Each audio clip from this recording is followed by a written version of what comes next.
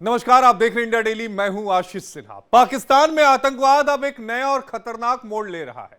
जैश ए मोहम्मद ने महिलाओं के लिए ऑनलाइन प्रशिक्षण कार्यक्रम तुफत अल मुमिनात शुरू किया है और अपनी नई महिलाओं की इस इकाई में जमात उल मोमिनात का गठन भी कर दिया है।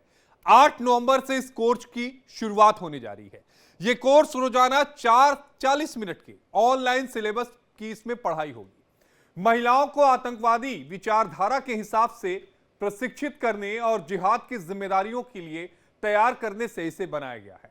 नई इकाई का जो नेतृत्व है वो सादिया अजहर कर रही है। वो आतंकी जैश ए मोहम्मद का जो प्रमुख है और इंडिया का मोस्ट वांटेड आतंकी मसूद अजहर की बहन है।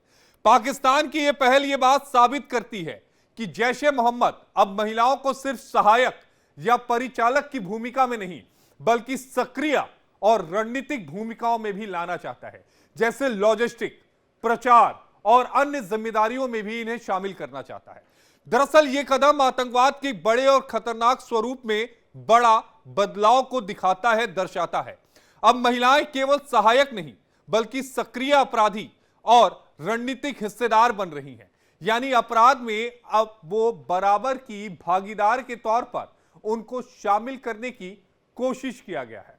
अब आपको समझा रहे हैं कि पाकिस्तान का यह लेडी टेरर गैंग आखिर है क्या। जैश ए मोहम्मद की यह नई ब्रिगेड है जिसे तुफत अल मुमिनात नाम से एक नई महिला ब्रिगेड बनाई गई है। आईएसआई, हमास और लिट्टे की तरह तुफत अल मुमिनात बनाया गया है। आतंकी मसूद अजहर की 2 बहनों को कमान दिया गया है। सादिया अजहर और समायरा अजहर ट्रेनर के रूप में काम करेंगी।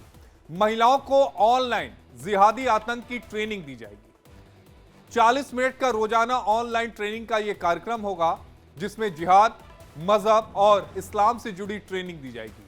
हर महिला से 500 रुपये चंदा लिया जाएगा। 8 नवंबर से लेडी आतंकी ब्रिगेड का अभियान शुरू होगा। एफएटीएफ के नियमों का यह खुला उल्लंघन है।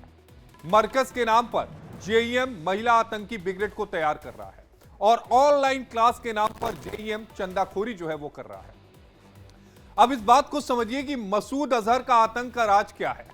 साल 2000 में जैश ए मोहम्मद की स्थापना इस आतंकी ने की थी। पहले हरकत उल अंसार नाम का यह आतंकी संगठन इसने बनाया। मकसद इसका था जम्मू कश्मीर को भारत से अलग करना।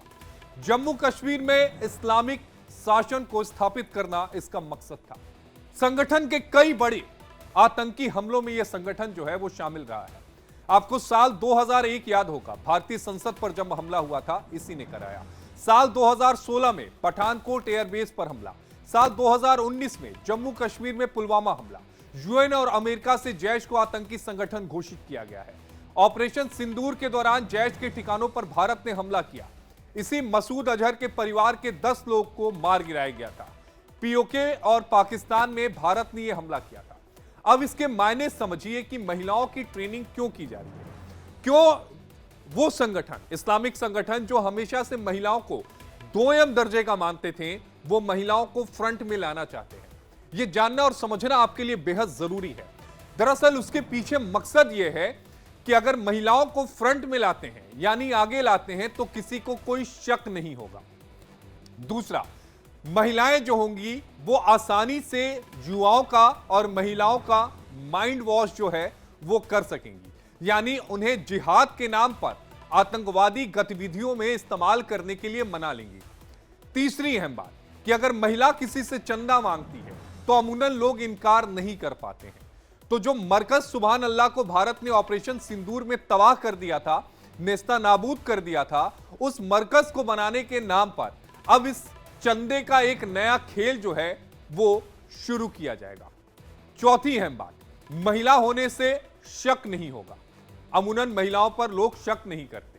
पांचवी अहम बात कि महिला होने के बाद हनी ट्रैप के जो मामले हैं उनमें बढ़ोतरी होगी और जाहिर तौर पर हनी ट्रैप के जरिए जो गोपनीय जानकारी होगी, ये महिलाएं जो होंगी वो आतंकी संगठन जैश ए मोहम्मद तक पहुंचाएंगी। छठी अहम बात, महिलाओं की भागीदारी से यह अपने आप को एक नए आतंकी ढांचे पर लेके जाना चाहता है जहां यह दिखाने की कोशिश करेगा कि हम महिलाओं को बराबरी का दर्जा देते हैं, जो ऐसा है नहीं। सातवीं अहम बात, महिलाओं के होने के बाद जो ब्रेन वॉश ना केवल पाकिस्तान में बल्कि दूसरे मुल्कों में भी ऑनलाइन के माध्यम से आसानी से किया जा सकेगा।